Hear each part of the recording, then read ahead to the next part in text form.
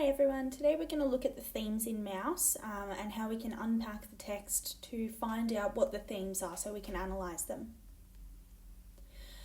Okay, so first of all, what are themes? When we talk about themes, we mean the main ideas that are being discussed by the author. In other words, what is the message the author is trying to give us about life in general through this book or through this text?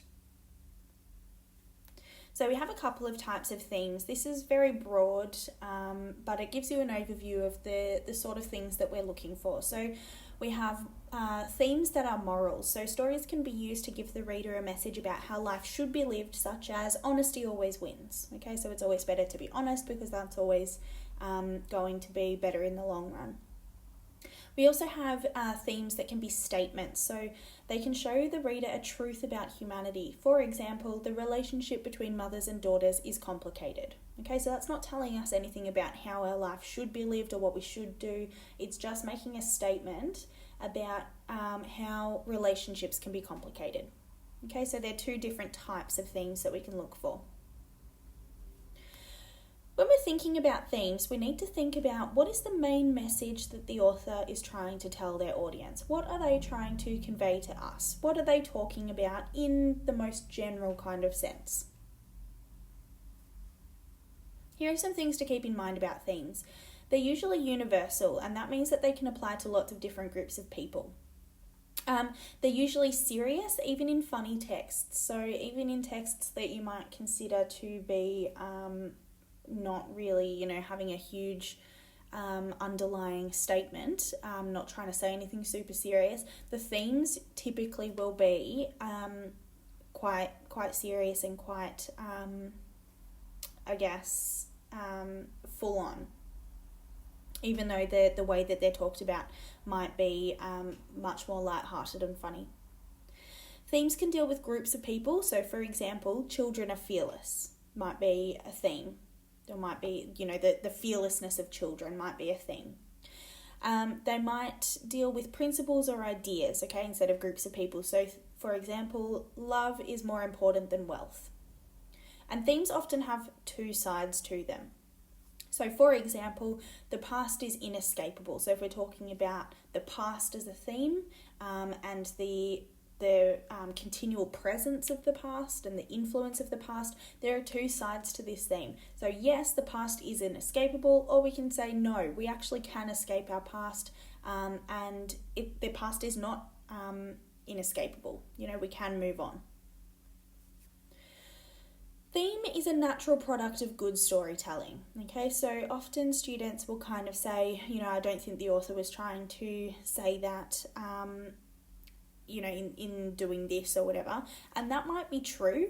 They might have intended to do that, but they also might not have. But naturally, to make a good story, there has to be a theme. Okay, otherwise it's not a good story. It's just kind of a jumble of disconnected ideas. It doesn't have to be, like I said, it doesn't have to be planned out by the author, but it can be enhanced. So after an author has written a text and they go over it and they rewrite parts of it, those themes will kind of show themselves. Even if it hasn't been intentional by the author will recognize that and kind of enhance it through changing different parts.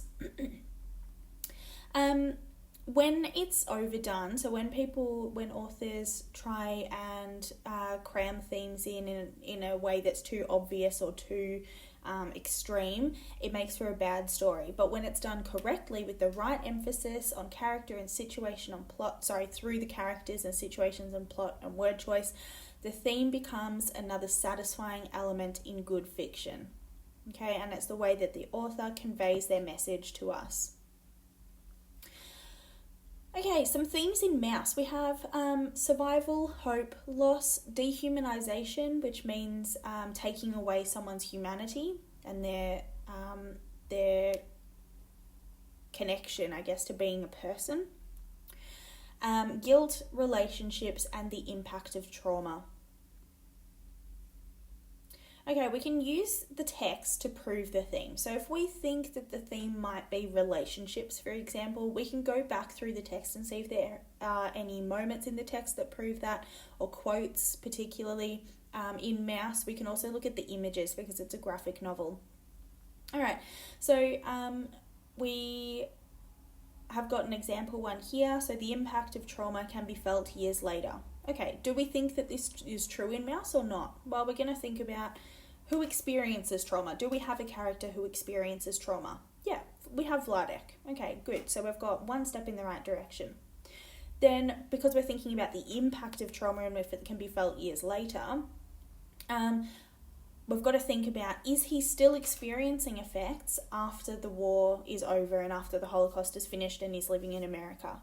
Yeah, we can say that he does still experience difficulties in his relationships with Art and Marla, and he also still feels a lot of guilt over Rishu's death. So through the trauma of the Holocaust, we can see that this character is showing us that the impact of trauma can be felt years later.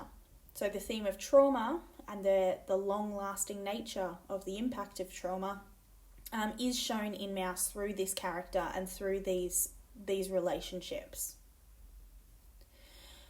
Okay, using themes to analyse the text. So once we know what the message is, and there probably will be several messages in a text, you're not often going to find just one theme or one message. Often there'll be kind of one big overarching sort of theme and then some other smaller themes. We do have quite a few in Mouse though. So once we know what those messages are, we can analyse how the themes are represented through the characters, illustrations, language choices, and plot points. This becomes the basis of an analytical text response essay.